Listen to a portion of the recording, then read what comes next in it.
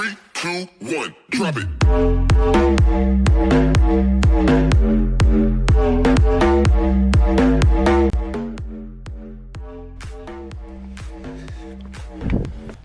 Hello YouTube. So Honda Accord 2007 pollen filter replacement.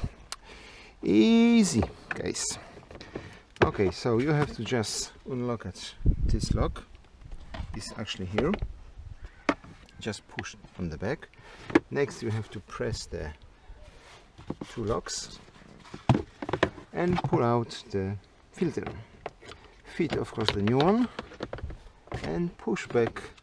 Just careful for the wire,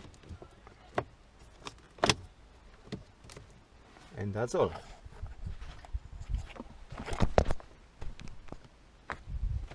So the next step is close the glove box like that, close the locker, and happy day.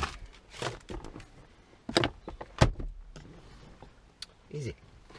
Okay guys, see you soon in the next video.